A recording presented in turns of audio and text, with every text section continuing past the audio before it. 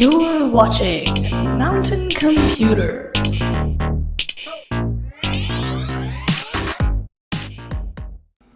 Hello everybody, and welcome back once again to Mountain Computers. Today I'm here to build a music production PC. It's a little bit late in the day.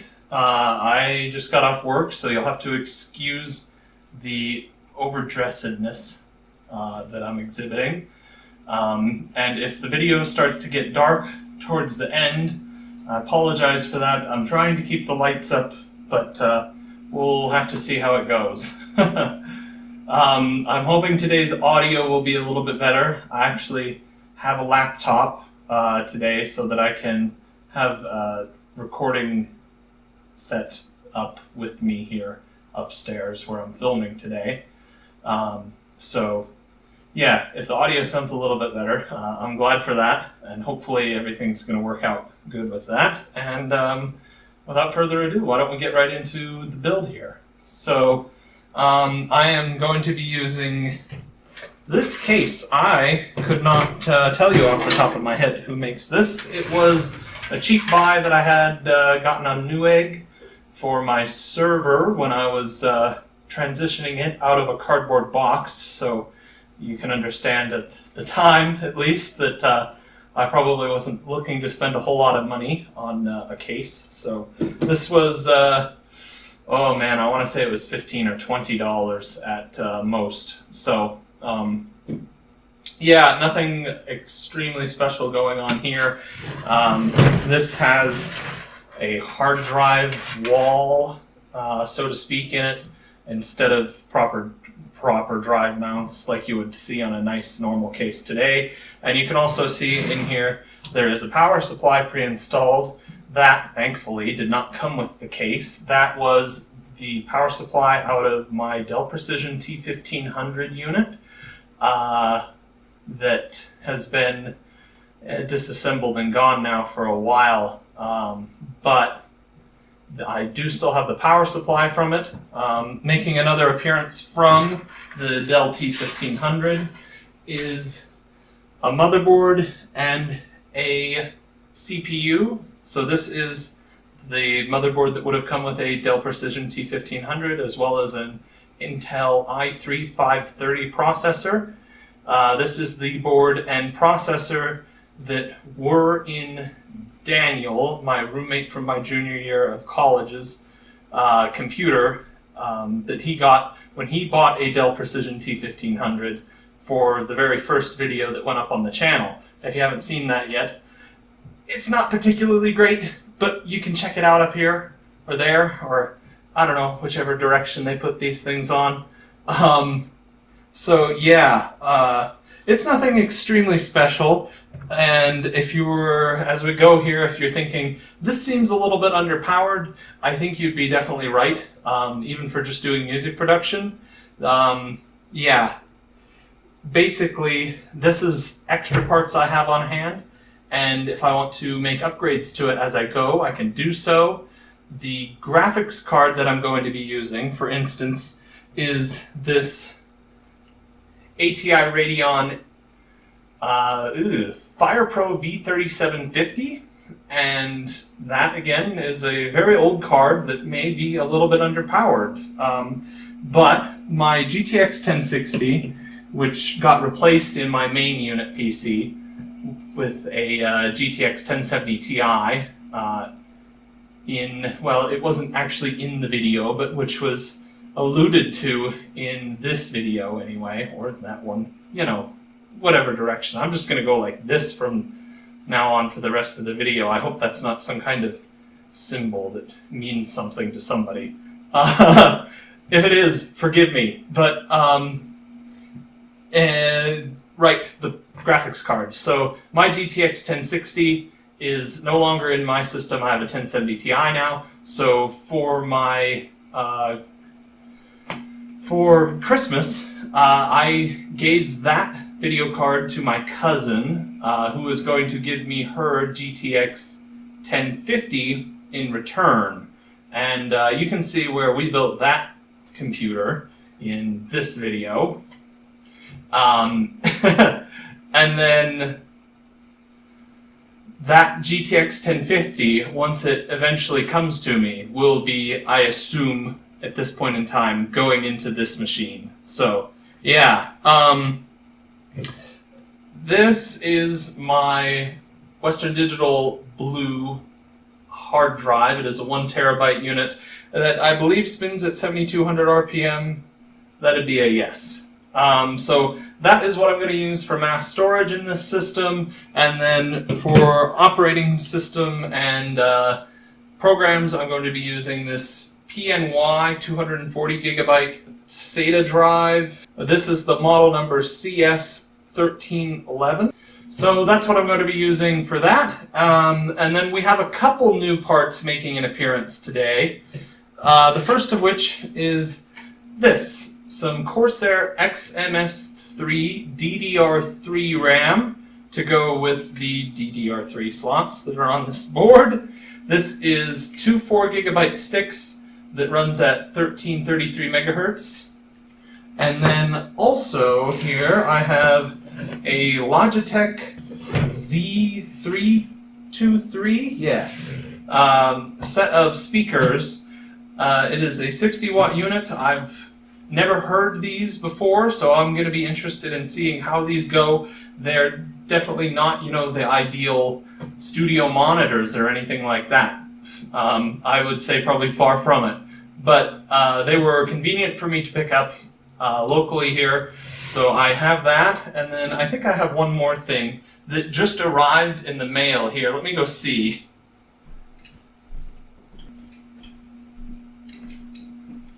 So I was right, they did get here. Here are what I just got. They are Sennheiser HD200 Pro headphones.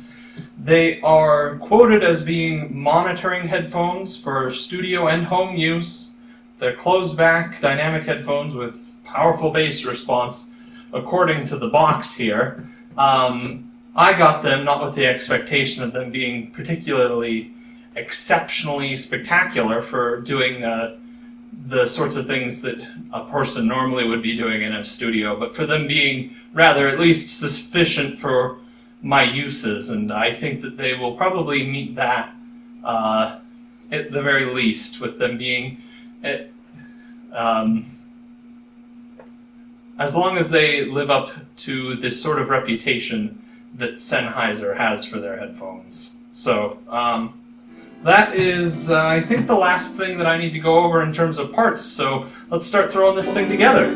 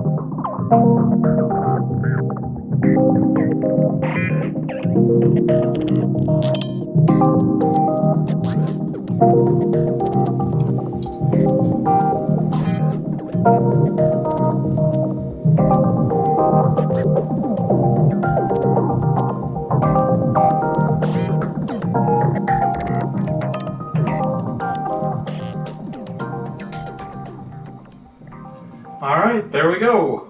One music production PC built. I am now going to go ahead and unbox these things and see if I really have any thoughts to put out on them, and then I'm going to get this set up and we will go ahead and take a look and make sure that it boots. Alright, I will open up the headphones first, I guess. See if I can figure out. Open here. Huh. Okay.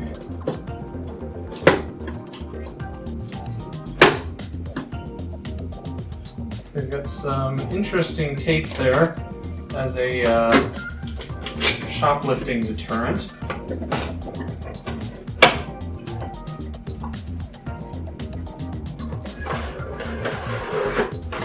Okay. Right off the bat, I'm noticing that they are fairly light, I think.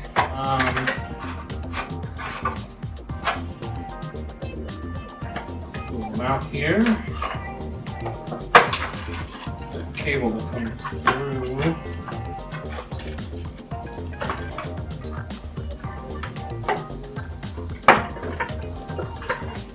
There. Okay. They're very lightweight. There is a little leather pad at the top here that looks like it could maybe help cushion them a little bit on your head, but I don't know how much faith I have in that to start with. They start out pretty small. They have a ratcheting mechanism in the adjustment here, and I know that I'm going to have to get them fairly big for my head. The ratcheting is a little bit loose if you do it slowly, which I'm not a particularly big fan of. I like to know what click I'm on, I guess.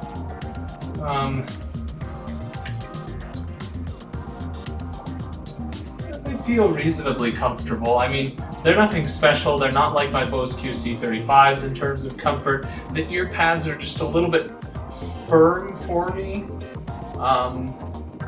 But overall, it's not like they hurt to wear at all. They're pretty, decent. So I'm going to put these aside for a minute then. And we will move on to the, it looks like in the, this is just an extra thing on the headphones here. They do include, in with the instruction manual, a 1/4-inch jack adapter for the 3.5mm adapter that comes pre-attached on the cable. So if you're going to be using this with some, I think it's mostly older stereo equipment that uses that, then you could, have this and be able to use it with that. And it is a stereo jack, as you would expect. So no problems there. Let's move on to the speakers.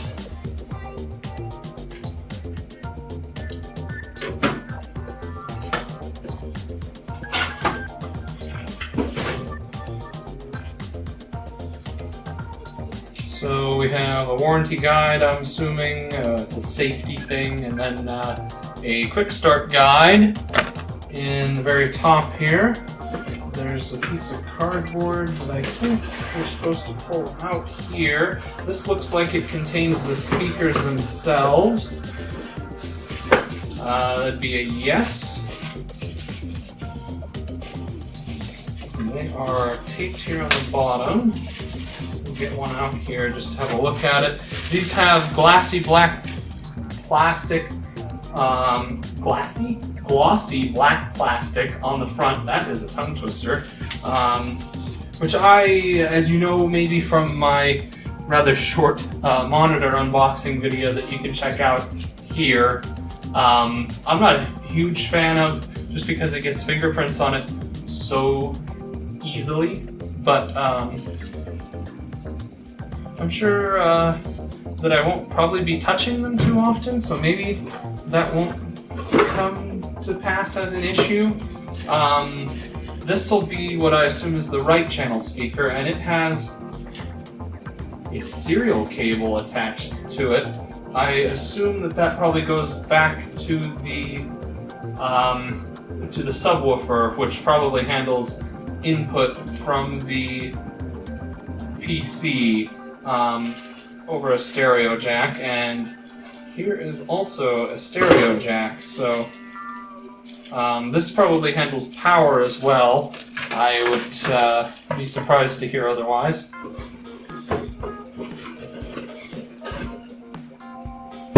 We'll set that aside here and then get out the speakers are falling over. Get out the subwoofer, and that's the last thing that's in the box here.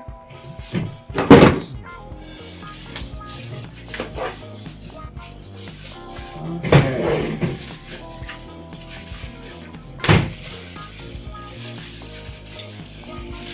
So, on the back here we have the actual subwoofer is underneath, and then there's a piece of plastic covering up the air vent hole.